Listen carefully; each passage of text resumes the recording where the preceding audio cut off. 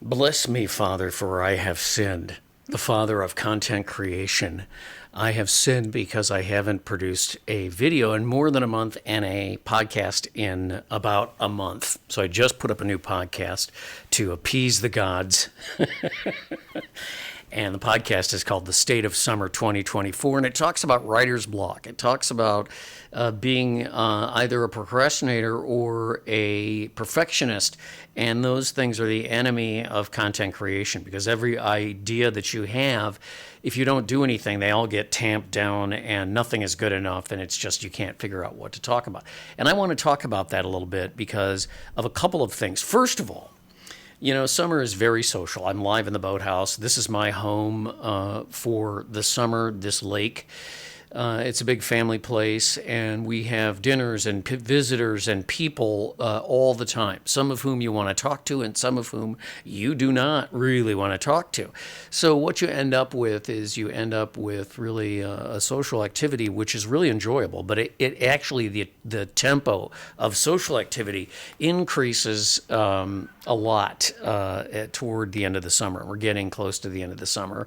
And it's exhausting for me. I'm down here by myself by the edge of the lake. Everyone else is up in cabins, and most of the time early in the summer, nobody comes down here. But towards the end of the summer, it becomes this sort of focal point because of the boathouse and everything, and there's just people here all the time. I can't complain because I'm mooch docking, so I'm not going to complain too much about the situation that I'm in.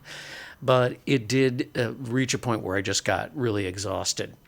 The other thing is this leaning into current issues. So if you just tuned into the channel, I do these videos after I do a podcast just to let people know I've done an audio podcast, and they're available at the bobdavispodcast.com or Spotify or iTunes. You can subscribe to the podcast at iTunes. I would appreciate it if you do that, as well as subscribing to this channel so you'll get notifications and stuff when I do a new podcast. The link to State of the Summer podcast, I think it's 1143, is right here in the description box below. So if you want to listen to the podcast, I'd appreciate it. You can actually listen to the audio podcast. I do the videos generally after I do a podcast because I think of extra content, because you are in a more reflective mood after you do a podcast, and you come up with new stuff. So I kind of ruminated on that idea of, well, why haven't you produced any content? And in the first half of the podcast, I talked about being selective in terms of content.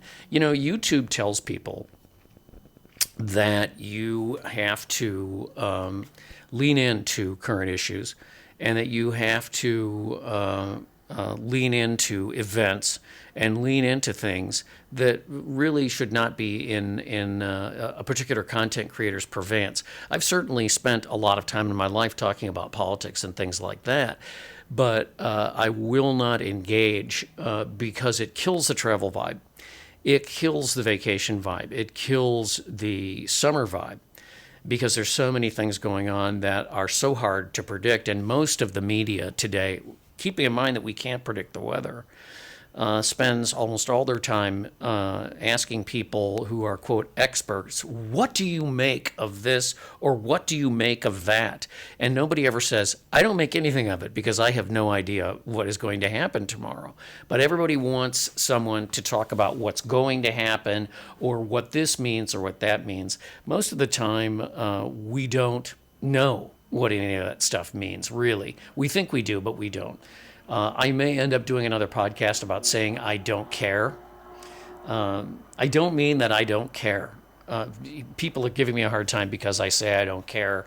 But it isn't that I don't care. It's that I'm ambivalent as to outcomes. What does that mean? It means that I'm kind of interested in seeing what happens regardless of what the directions of things are. So, without going on too long about that, meaning we're on sort of a path, and I think we're going to go down that path regardless of whether we go 3 degrees this way or 4 degrees that way or up or down, as if you are flying or sailing and you're tacking. And we're going in a particular direction. We might go this way or that way, in a time period as we head in a particular direction, because that is the way the wind blows. And the wind is blowing in a particular direction for a particular purpose, we don't know. I mean, literally, that's part of, let's just say, God's plan, keeping with the religious motif. I don't know. And so I've reached the point where it's not that I don't care, it's that I'm ambivalent as to outcomes, because I really can't tell you what the outcomes are going to be. So I wouldn't do that. So then, with that out of the way, there's suddenly, when you're not moving, there's almost a lack of content, notwithstanding the fact that there is a wealth of content sitting all summer on this lake, day and night, just thinking about life and thinking about doing things. There's a canoe out there that I've had for probably 30 years. It was here, and I mentioned my father-in-law didn't like the canoe, so he put it in the forest. I don't know why he didn't like the canoe, but he didn't like the canoe, and he put it in the forest, and it's been sitting there for probably at least 20 years. It's a plastic canoe, and I thought, I wonder if that thing is still seaworthy, so lake-worthy.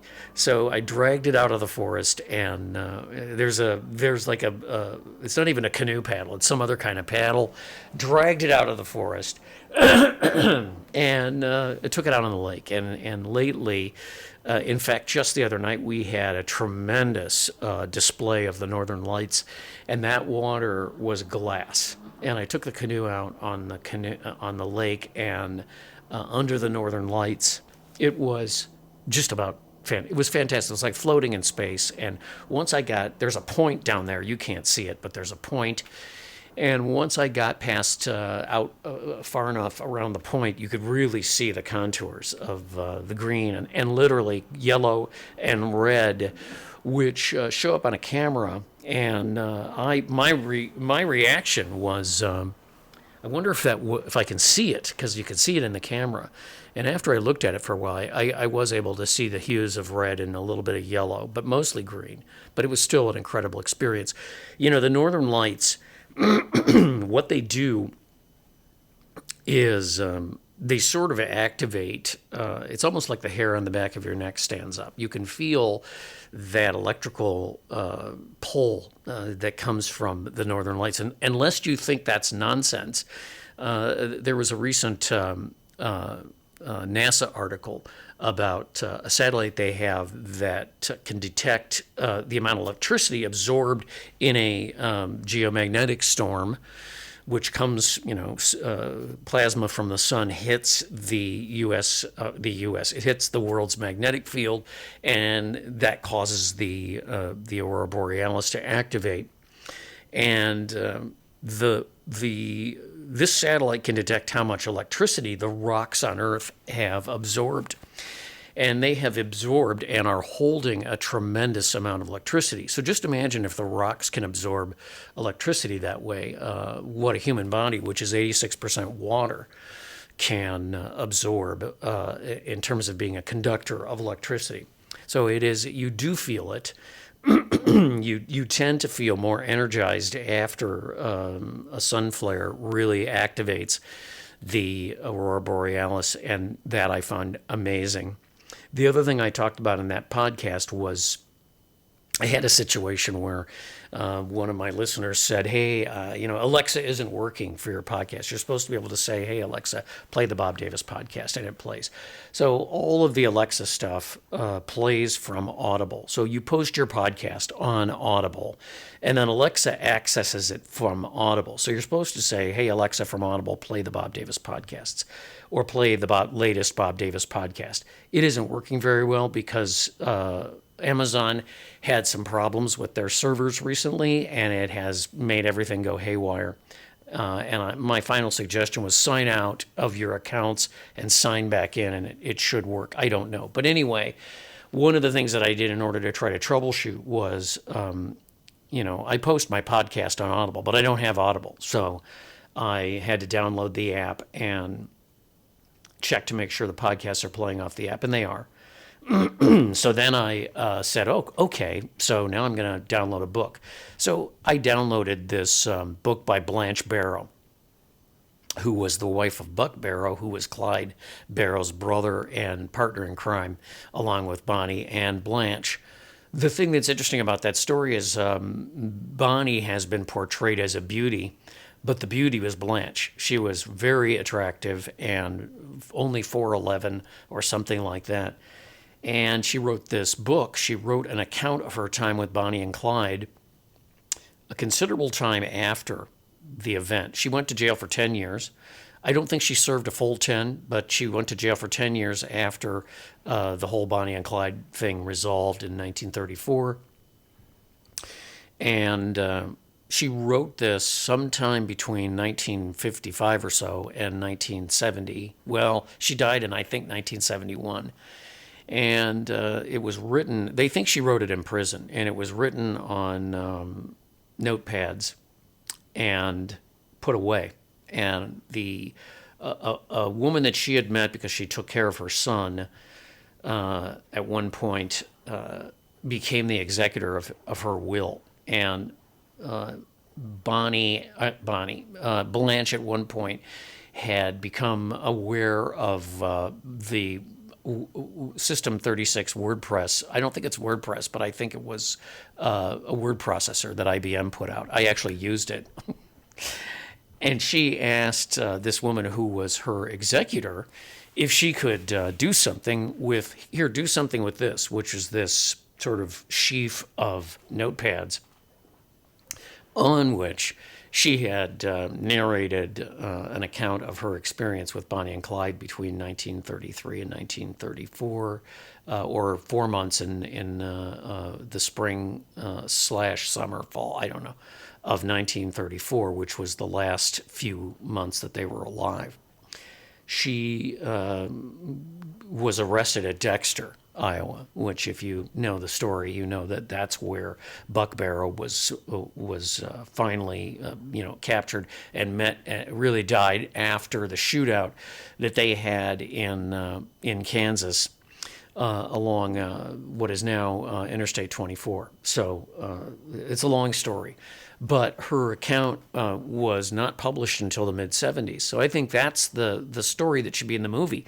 The reason I find it interesting is that, they were, as there was another group of criminals, which were the Dillinger people, the Chicago Midwestern bank robbers, Barker and Karpus and all these guys that robbed banks up in the northern part of the upper Midwest during the 1930s.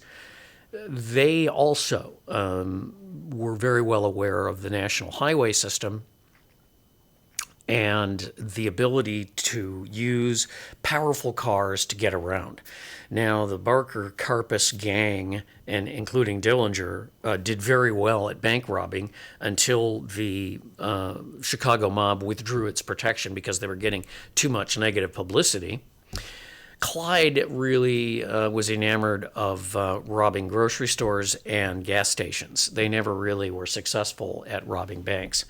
But it's a story really of just constant travel. The thing that Blanche talks about, which I think is fascinating, is nobody really knew when this was going on where they were and why they couldn't be caught. Well, it's because they traveled 600-700 miles a day on these back roads, county roads, dirt roads, state roads, and managed to elude authorities because there was no tracking of cars, there was no electronic ability, and you could just switch license plates and nobody knew you were driving a stolen car, and on and on and on. Everybody knows this. Most people do. Some people don't. But they use this. They use the statewide highway system. And I don't want to connect nomad life to criminal life because that would be wrong.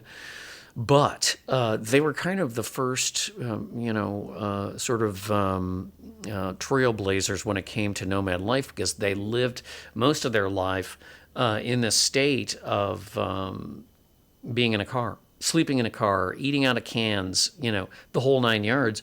And they really, the time that Blanche was with them, she talked about how they went to Florida. They went along the East Coast. They went actually where I went last summer. At the beginning of this summer, actually, coming up the coastline along the Georgia coast and all the outer islands, Georgia, North Carolina, South Carolina, they went there. They went to Chicago. They went to Arizona. They went all over the country.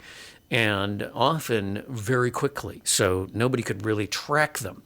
I found that fascinating. And those are the kinds of things that are not part of the national, international, political slash, whatever collection of topics that YouTube and the rest of society seems to want creators to lean into. I don't want to do that because sometimes you have to think for a long time about something that has enough value, that has enough impetus, that has enough energy to be something that you feel that you want to take to the world via YouTube. And it's a great platform. YouTube's probably the best platform for doing this stuff because you can do long form videos. And people watch them, and it's great, and they respond. And, it's a much better platform than the other, quote, social media platforms, as I have discussed. But the whole writer's block thing is kind of from the fact that we just went through 30 days. Let's just say 30 days. By the time you see this video, it will be 30 days of tumultuous developments in the world and in America. So in the United States. So it's been very hard. If you wanted to talk about current events, it would have been very hard to gain any level of perspective about them. And then when people make predictions, well, you just look stupid later, because the truth is we don't know what's going to happen.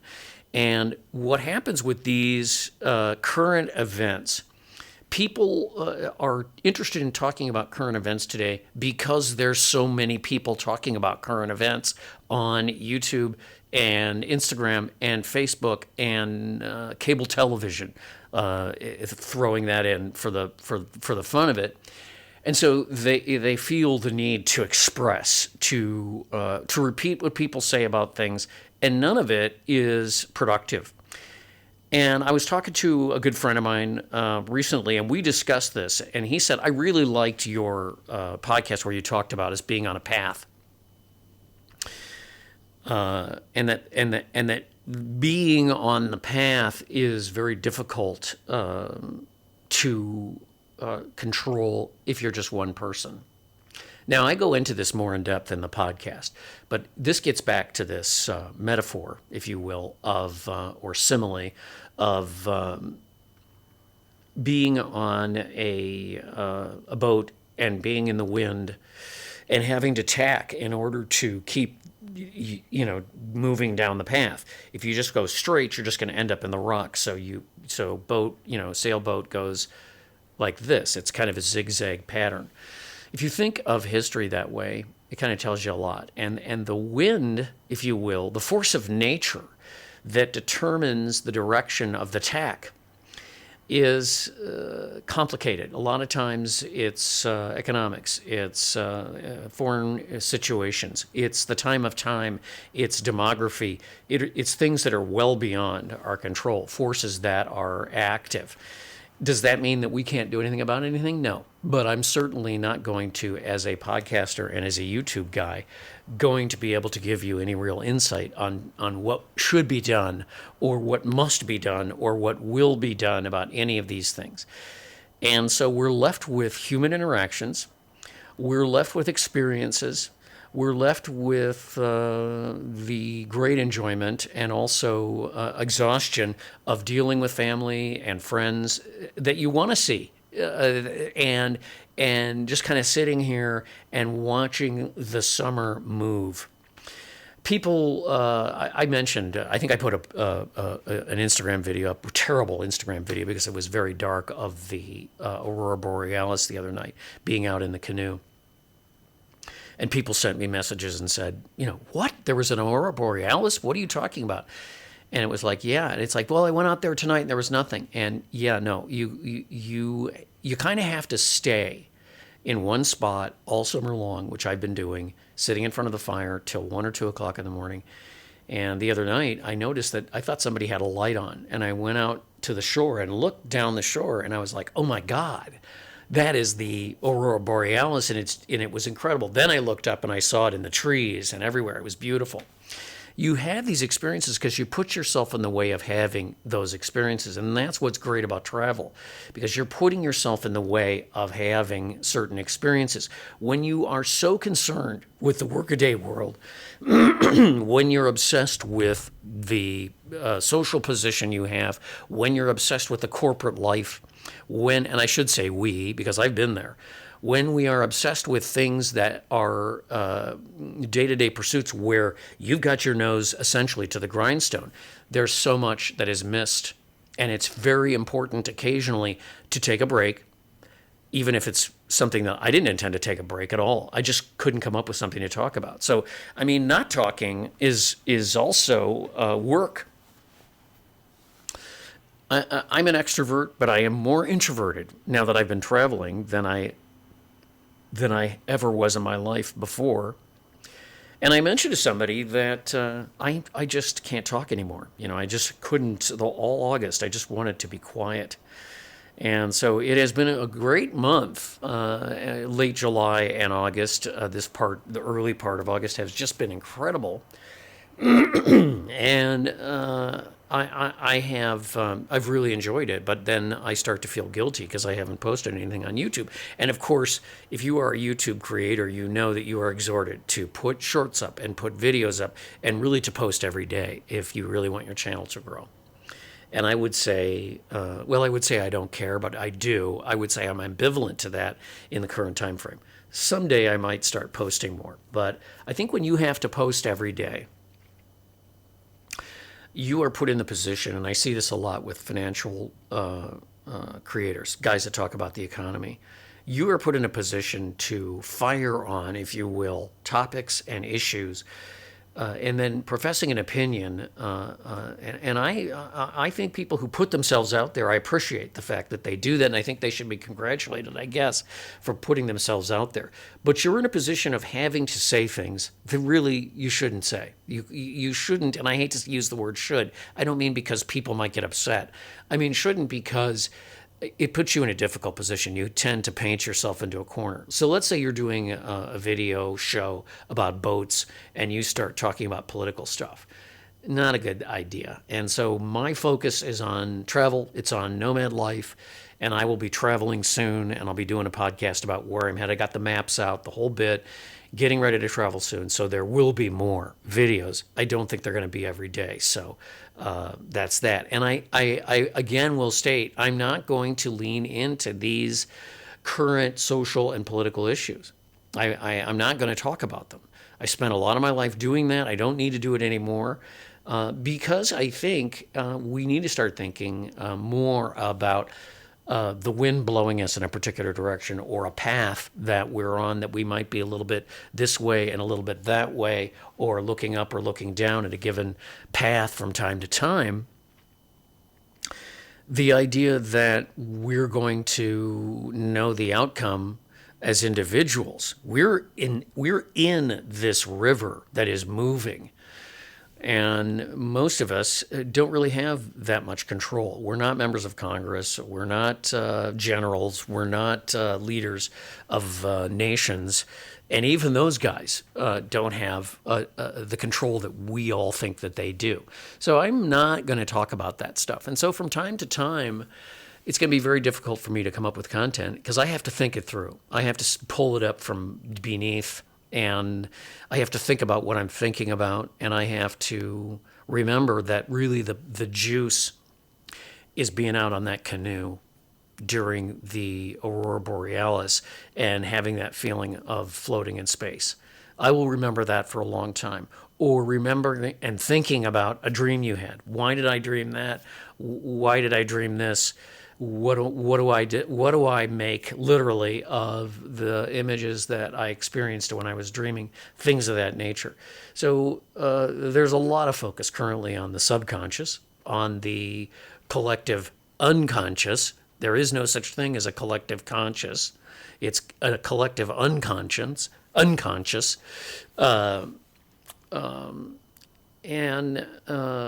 And having the sublime experiences that only summer can give you. So I will leave you to head out on your own canoe Thanks for watching the Bob Davis podcast. Thank you for subscribing and liking and commenting. I appreciate the content, and I appreciate the content of comments. And thanks for subscribing to the Bob Davis podcast. Again, links to the podcast in the subscription box, or the what is it? The some kind of box. I don't know. There's a loon. Some kind of box. I don't remember. The description box. That's it. The subscription description, my brother box. Whatever. Bye-bye.